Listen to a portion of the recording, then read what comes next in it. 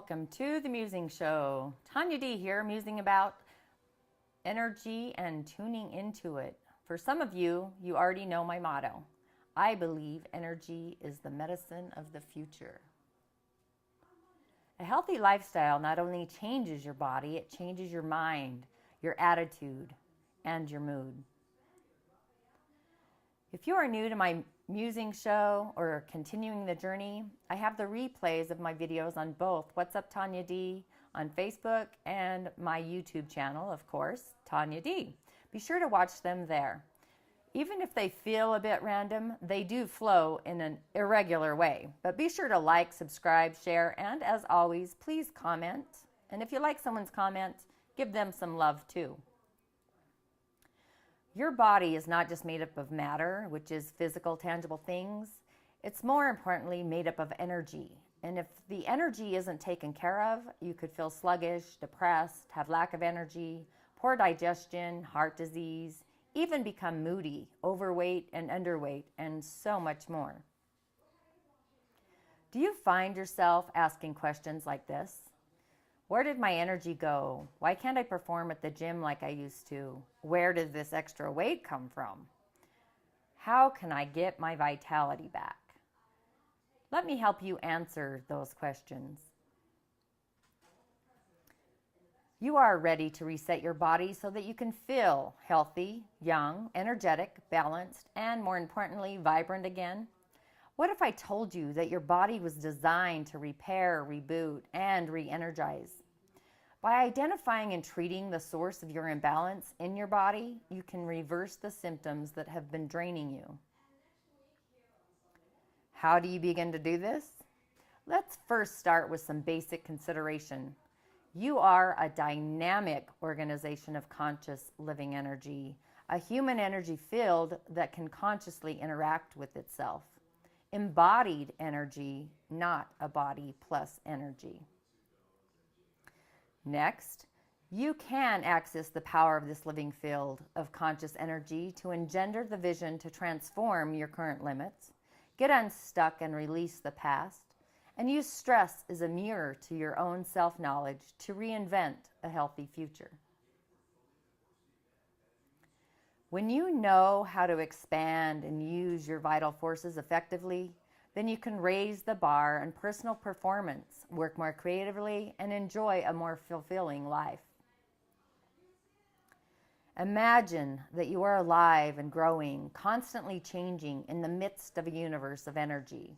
And like a plant, we take from the earth and the air sustenance. We drink water from the rivers and the sky. We transform the sunlight into energy of our bodies. And like a plant, we seek to flourish. We reach out to expand our roots, extend our limbs, and we dispense the flowers and the fruit of our life force to all of those who would gather beneath our unique shade. But in the midst of all the riches of this garden, some of us appear to wither and fade. Why? We all live well or poorly because of many factors in our environment. The air we breathe, the water we drink, the food we eat, the work we perform, and the people who we choose to socialize with. These factors delight or oppress us, stimulate or bore us. The quality of their existence is actually vital to ours. But one fact stands out as the single most important element for our state of wellness. It's the way we think about ourselves and our own possibilities. Life can yield so much more to us than we could ever imagine. Whatever our age or status at any given moment, life presents vast horizons of wellness, happiness, creativity that stretch far beyond the limits of our feelings, thoughts, and memories that preoccupy our minds even now. Who would have expected the political changes that are erupting throughout the world? Who would have believed that we could send images on a phone or even hold a mini computer? Who would have thought that people dying would resort to unorthodox measures like diet change, meditation, and positive thinking in order to effect a complete cure? But life is surely made of these abrupt surprises. Growth, change, and the willingness to risk mistakes means that we have the capacity to learn and implement our learnings. Life holds out a challenge to us, an imperative possibility, say, to draw upon its abundance and energize ourselves into a state of abundance with wellness and all of its complications. Most of us conceive our thoughts, feelings, and movement as random, unconnected expressions of our energy. We are not aware that they are all connected to each other in intimate ways. We see ourselves as disseparate parts. We are unaware that the way we eat affects how we think, that our mood changes how we walk, that our breathing alters our thoughts. We don't conceive ourselves as a unified whole being. That is why we're not surprised when we go to the doctor and they ask more about our cholesterol and nothing about our anger. So, how do you envision yourself right now? Ordinarily, you take your personal anatomy, your weight, your color, your shape. You feel, see, and think about yourself as physical matter. Set all of that aside. Now, think of your body, emotions, your brain, and mind together as a swirl of energy. And I don't mean that you have energy at your disposal. I mean that you are self-organized living energy, and view your unique power of self-consciousness as the force that reforms, adjusts, and improves the energy of the body and the mind. Now, recast your feelings, thoughts, behaviors, and expressions of your life force. See yourself as a being of energy, taking in positive energy from your environment and sharing energy with those around you. Plants are constantly renewing their energy, continually maturing in some cases, like a forest. Nothing about them is at a standstill. They actively respond to the abundance of life's resources within their environment. In the same context, abundant wellness for people is a maturing process in self-learning, innate control, and creative living that should never come to a standstill at any age. More than physical health and fitness, abundant wellness emphasizes a spontaneous and responsible existence that prefers, like a forest, to be continually enriched by the acts of living and bearing fruits for others. Occasional illness or physical handicaps can then exist within the larger context of wellness. Who doesn't want more vitality as they get older? Ask people about their health potential, and you can estimate what expectations life entails for them. The crucial question guiding your years: in what direction do you focus your awareness? Survival or optimal wellness? A survival mentality is concerned and anxious about avoiding illness. It talks prevention. It fosters a lifestyle that's primarily defensive and overly protective, with a lot of resignation to aches and pains to throw in. Survival means you are worried about losing vitality. Choosing optimal wellness beckons you to open towards a quality of life, an ever-growing recognition of the availability of life's energy, where spontaneity, enrichment, and humor reign. It's future-orientated and concerned with the power, abundance, and opportunities of life. With the survival mentality, you worry about dwindling energy. By endorsing wellness, you discover how to stimulate your vitality. Learning to activate basic self-care skills induces energy changes in the brain and body that trigger new potentials for self-management and self-renewal. And this is more than just acquiring survival skills. Their creation and maintenance involves the actual upgrading of your life force. When you know how to expand and use your vital forces effectively, then you can raise the bar on personal performance, work more creatively, and enjoy a more fulfilling life. Promoting abundant wellness means the continuing self-realization of the human potential in your body, mind, and spirit. It's the process of actualizing a body that is strong, fit, and pleasurable, a mind that is curious, balanced, and reflective, that operates with and towards other people and beings. A spirit that is constantly and mutually self-enriching in its relationship with the cosmos. I propose a toast to change the common understanding of human beings as well as the way you personally understand yourself, meaning merging both your energy body and your physical body. What if you were totally made up of energy? Not mechanical or electrical energy, but more importantly, a field of living energy. What if your bones, your blood, your brain, your thinking were all pure energy with its primary thrust being rejuvenation and the development of ever-increasing knowledge? That is exactly what you are. Your entire being is conscious energy. In fact, energy is the entire universe. And we live in a vast sea of changing energy fields radiating in time and space.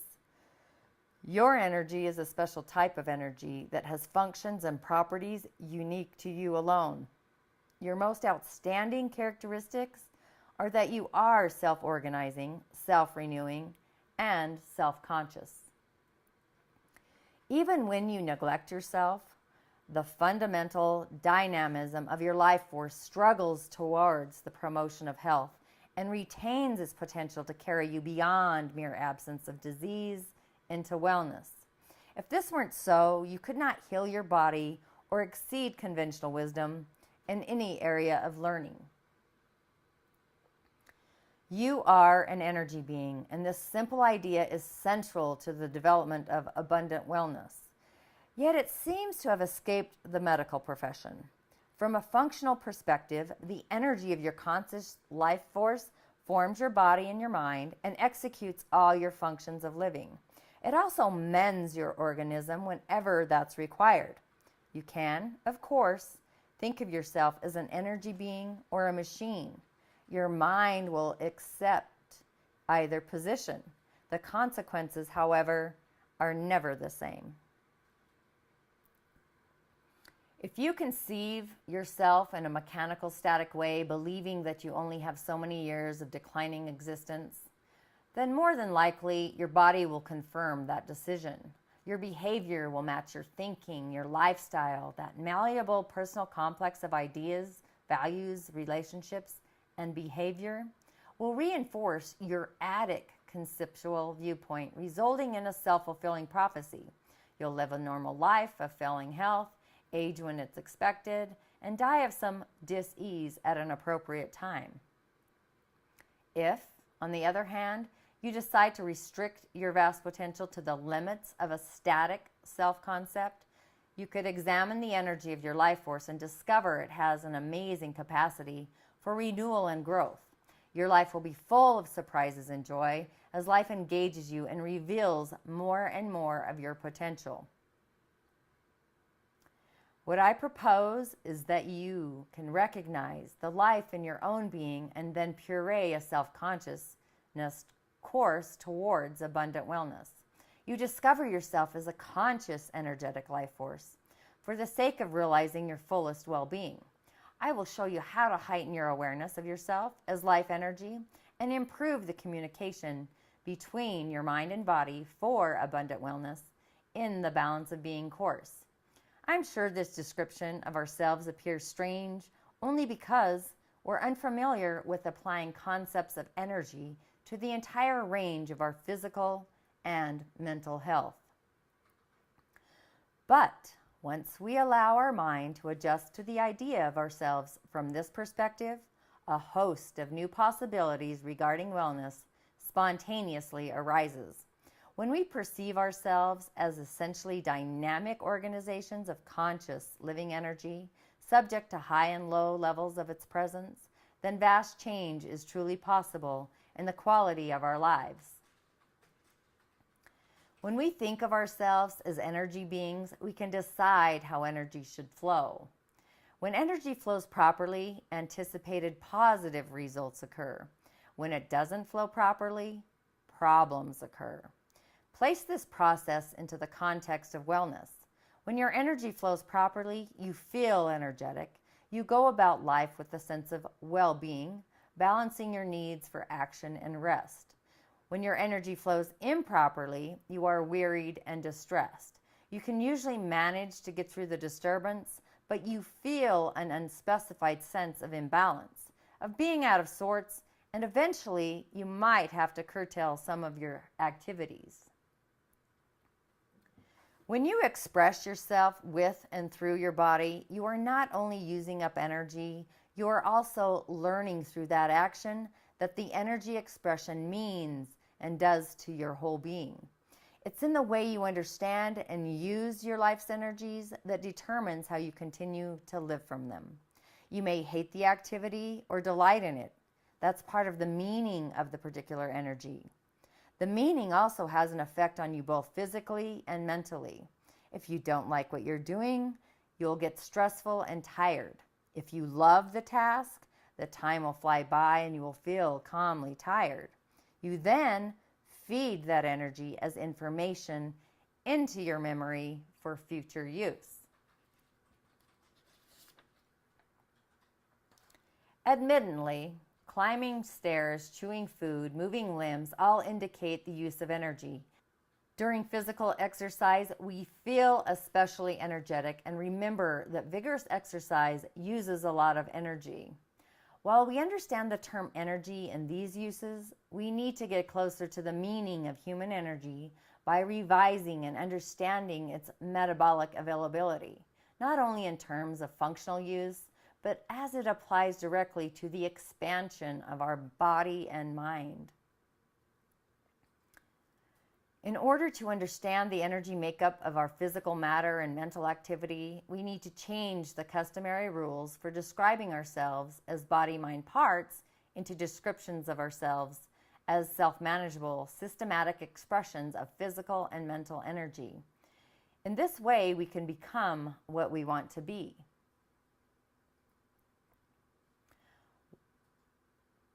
Watch the replay of 6 phases of natural transformation here, or the Balance of Being free webinar. Sign up for the course and begin your transformation now.